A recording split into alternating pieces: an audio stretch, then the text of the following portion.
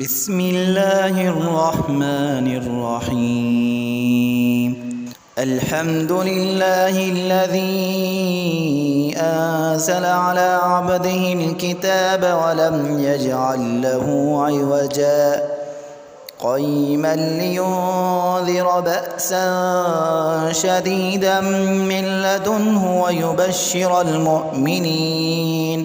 ويبشر المؤمنين الذين يعملون الصالحات أن لهم أجرا حسنا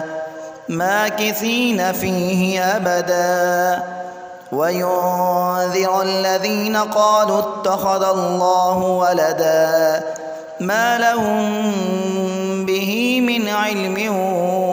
ولا لآبائهم كبرت كلمة تخرج من أفواههم إن يقولون إلا كذبا فلعلك باخع نفسك على آثارهم إن لم يؤمنوا بهذا الحديث أسفا إنا جعلنا ما على الأرض زينة لها لنبلوهم أيهم أحسن عملا وإنا لجاعلون ما عليها صعيدا جرزا أم حسبت أن أصحاب الكهف والرقيم كانوا من آياتنا عجبا إذ أوى الفتية إلى الكهف فقالوا ربنا آتنا من لدنك رحمة وهيئ لنا من أمرنا رشدا فضربنا على آذانهم في الكهف سنين عددا ثم بعثناهم لنعلم أي الحزبين أحصى لما لبثوا أمدا نحن نقص عليك نبأهم بالحق إنهم فتية آمنوا بربهم وزدناهم هدى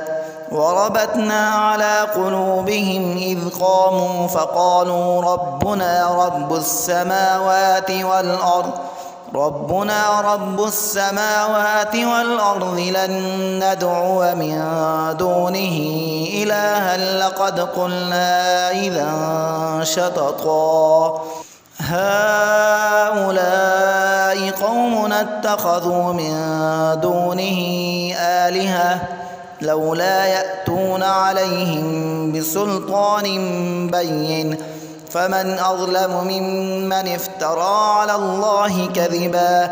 وإذ اعتزلتموهم وما يعبدون إلا الله فأووا إلى الكهف ينشر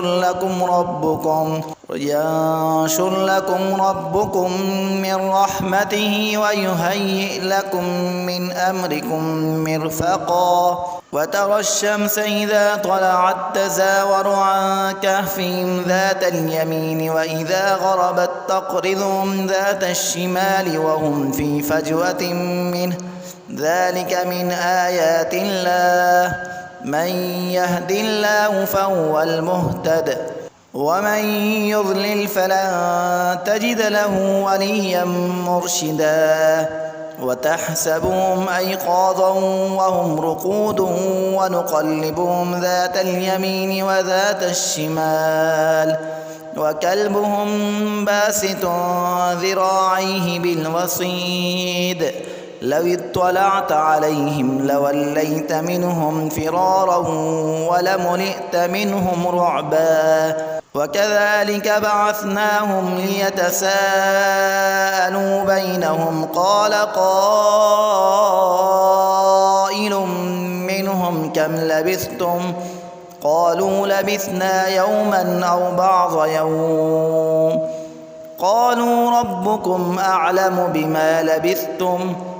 فابعثوا أحدكم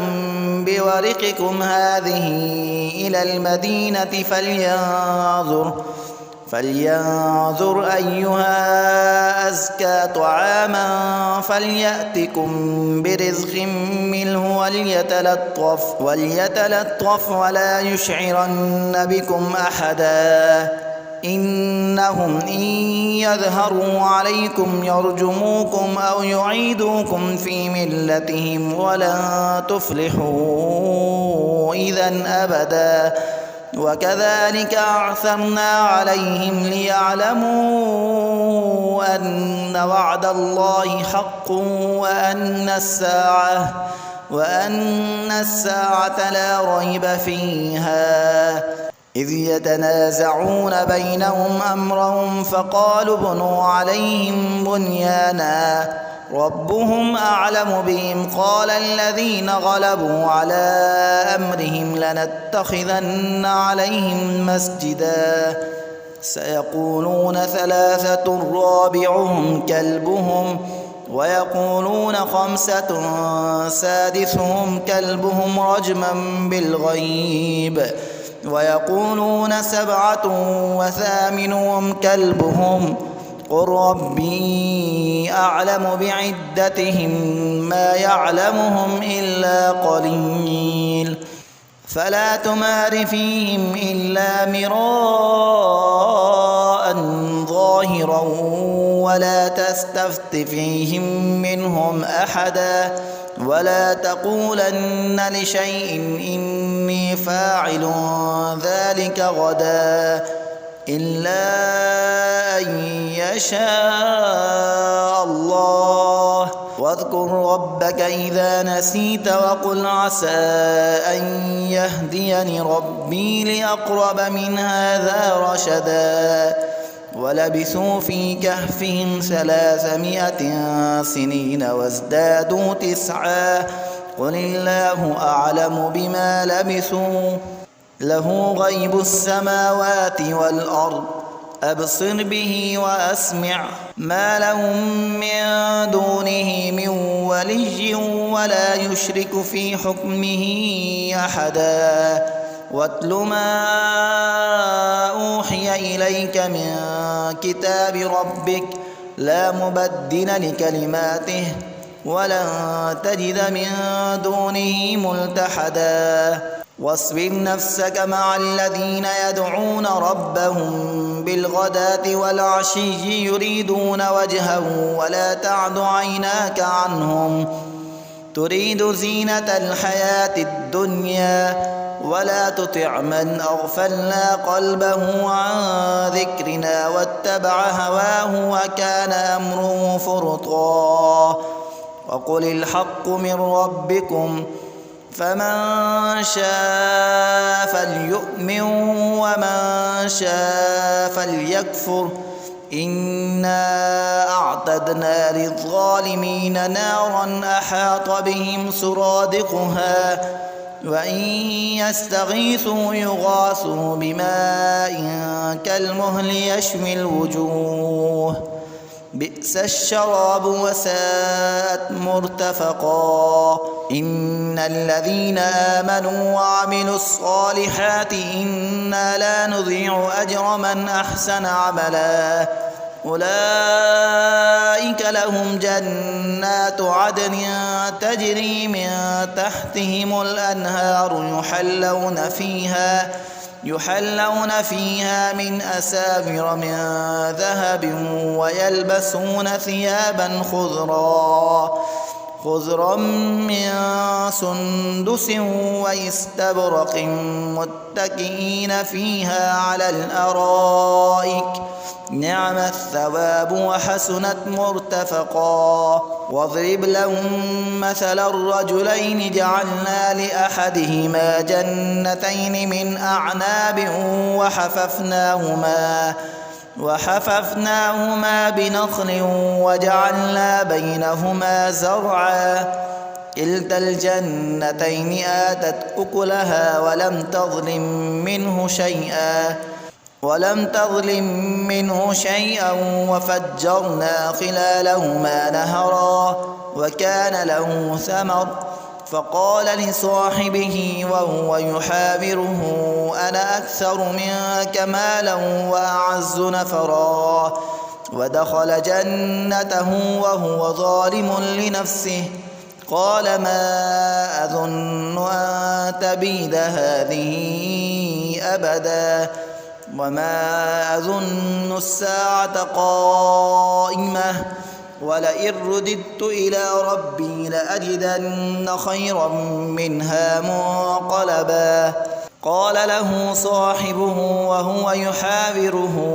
أكفرت بالذي خلقك من تراب ثم من نطفة ثم سواك رجلا لكن هو الله ربي ولا أشرك بربي أحدا ولولا إذ دخلت جنتك قلت ما شاء الله لا قوة إلا بالله إن ترني أنا أقل منك مالا وولدا فعسى ربي أن يؤتيني خيرا من جنتك ويرسل عليها حسبانا من السماء فتصبح صعيدا زلقا أو يصبح ماؤها غورا فلن تستطيع له طلبا وأحيط بثمره فأصبح يقلب كفيه على ما أنفق فيها وهي خاوية على عروشها ويقول يا ليتني لم أشرك بربي أحدا ولم تكن له فئة ينصرونه من دون الله وما كان منتصرا هنالك الولاية لله الحق هو خير ثوابا وخير عقبا واضرب لهم مثل الحياة الدنيا كماء إن أنزلناه من السماء فاختلط به نبات الأرض فأصبح هشيما تذروه الرياح وكان الله على كل شيء مقتدرا المال والبنون زينة الحياة الدنيا والباقيات الصالحات خير عند ربك ثوابا وخير أملا ويوم نسير الجبال وترى الأرض بارزة وحشرناهم فلم نغادر منهم أحدا وعرضوا على ربك صفا لقد جئتمونا كما خلقناكم أول مرة بل زعمتم أن لن نجعل لكم موعدا ووضع الكتاب فترى المجرمين مشفقين مما فيه ويقولون يا ويلتنا ما لهذا الكتاب لا يغادر صغيرة ولا كبيرة إلا أحصاها ووجدوا ما عملوا حاضرا ولا يظلم ربك أحدا وإذ قلنا للملائكة اسجدوا لآدم فسجدوا إلا إبليس كان من الجن ففسق عن أمر ربه أفتتخذونه وذريته أولياء من دوني وهم لكم عدو بئس للظالمين بدلا ما أشهدتهم خلق السماوات والأرض ولا خلق أنفسهم وما كنت متخذ المضلين عضدا ويوم يقول نادوا شركائي الذين زعمتم فدعوهم فلم يستجيبوا لهم وجعلنا بينهم موبقا ورأى المجرمون النار فظنوا أنهم مواقعوها ولم يجدوا عنها مصرفا ولقد صرفنا في هذا القرآن للناس من كل مثل وكان الإنسان أكثر شيء جدلا وما منع الناس أن يؤمنوا إذ جاءهم الهدى ويستغفروا ربهم ويستغفروا ربهم إلا أن تأتيهم سنة الأولين أو يأتيهم العذاب قبلا وما نرسل المرسلين إلا مبشرين ومنذرين ويجادل الذين كفروا بالباطل ليدحضوا به الحق واتخذوا آياتي وما أنذروا هزوا ومن أظلم ممن ذكر بآيات ربه فأعرض عنها ونسي ما قدمت يداه إنا جعلنا على قلوبهم أكنة أن يفقهوه وفي آذانهم وقرا وإن تدعهم إلى الهدى فلن يهتدوا إذا أبدا وربك الغفور ذو الرحمة لو يؤاخذهم بما كسبوا لعجل لهم العذاب بل لهم موعد لن يجدوا من دونه موئلا وتلك القرى أهلكناهم لما ظلموا وجعلنا لمهلكهم موعدا وإذ قال موسى لفتاه لا أبرح حتى أبلغ مجمع البحرين أو أمضي حقبا فلما بلغا مجمع بينهما نسيا حوتهما فاتخذ سبيله في البحر سربا فلما جاوزا قال لفتاه آتنا غداءنا لقد لقينا من سفرنا هذا نصبا قال أرأيت إذ أوينا إلى الصخرة فإني نسيت الحوت وما أنسانيه إلا الشيطان أن أذكره واتخذ سبيله في البحر عجبا قال ذلك ما كنا نبغي فارتدا على آثارهما قصصا فوجدا عبدا من عبادنا آتيناه رحمة من عندنا وعلمناه من لدنا علما قال له موسى هل أتبعك على أن تعلمني مما علمت رشدا قال إنك لن تستطيع معي صبرا وكيف تصبر على ما لم تحط به خبرا قال ستجدني إن شاء الله صابرا ولا أعصي لك أمرا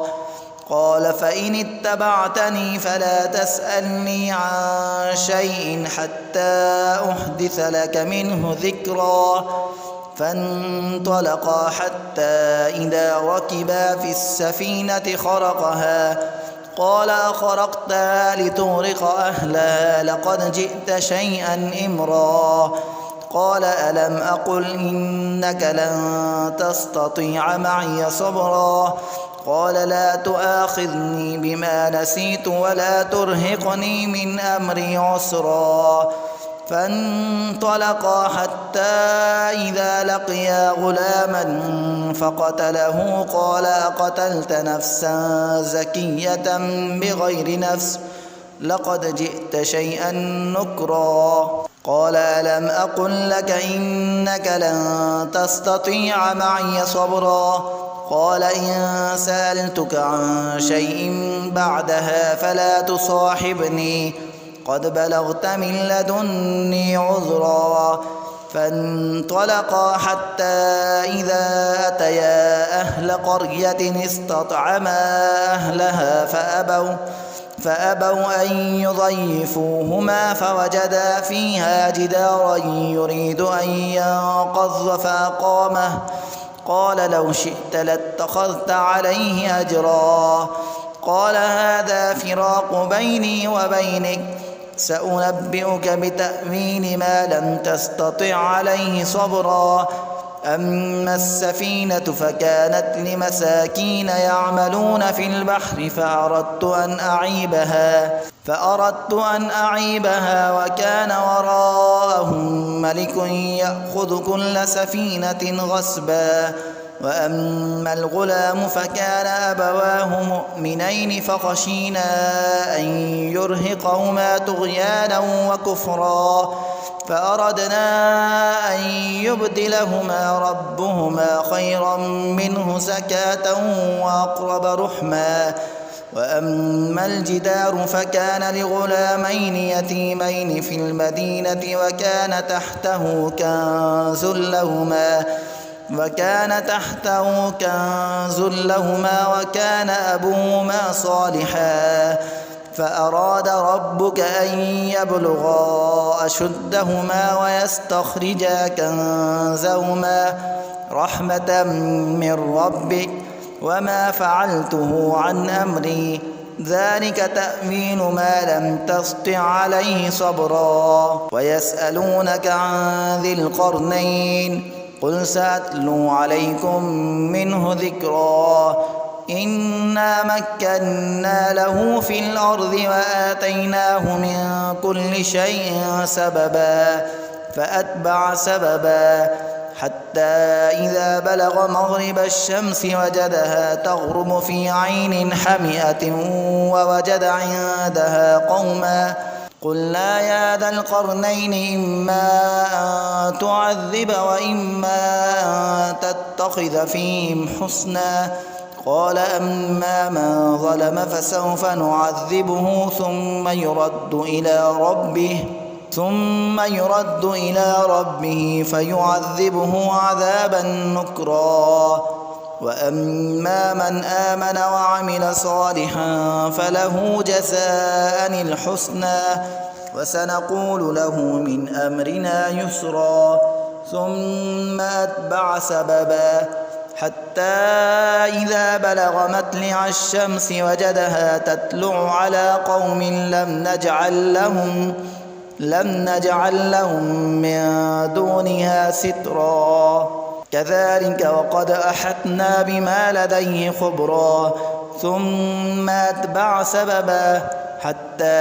إذا بلغ بين السدين وجد من دونهما قوما لا يكادون يفقهون قولا قالوا يا ذا القرنين إن يأجوج ومأجوج مفسدون في الأرض فهل نجعل لك خرجا على أن تجعل بيننا وبينهم سدا قال ما مكني فيه ربي خير فأعينوني بقوة أجعل بينكم وبينهم ردما آتوني زبر الحديد حتى إذا ساوى بين الصدفين قال انفخوا حتى إذا جعله نارا قال آتوني أفرغ عليه قطرا فما استطاعوا أن يظهروه وما استطاعوا له نقبا قال هذا رحمة من ربي فإذا جاء وعد ربي جعله دكا وكان وعد ربي حقا. وتركنا بعضهم يومئذ يموج في بعض ونفخ في السور فجمعناهم جمعا وعرضنا جهنم يومئذ للكافرين عرضا الذين كانت أعينهم في غطاء عن ذكري وكانوا لا يستطيعون سمعا أفحسب الذين كفروا أن يتخذوا عبادي من دوني أولياء إنا أعتدنا جهنم للكافرين نزلا. قل هل ننبئكم بالأخسرين أعمالا الذين ضل سعيهم في الحياة الدنيا وهم يحسبون أنهم يحسنون صنعا أولئك الذين كفروا بآيات ربهم ولقائه فحبطت أعمالهم فلا نقيم لهم يوم القيامة وزنا ذلك جزاؤهم جهنم بما كفروا واتخذوا آياتي ورسلي هزوا إن الذين آمنوا وعملوا الصالحات كانت لهم جنات الفردوس نزلا خالدين فيها لا يبغون عنها حولا قل لو كان البحر مدادا لكلمات ربي لنفد البحر قبل أن تنفد كلمات ربي ولو جئنا بمثله مددا قل إنما أنا بشر مثلكم يوحى إلي أنما إلهكم إله واحد فمن كان يرجو لقاء ربه فليعمل عملا صالحا ولا يشرك بعبادة ربه أحدا.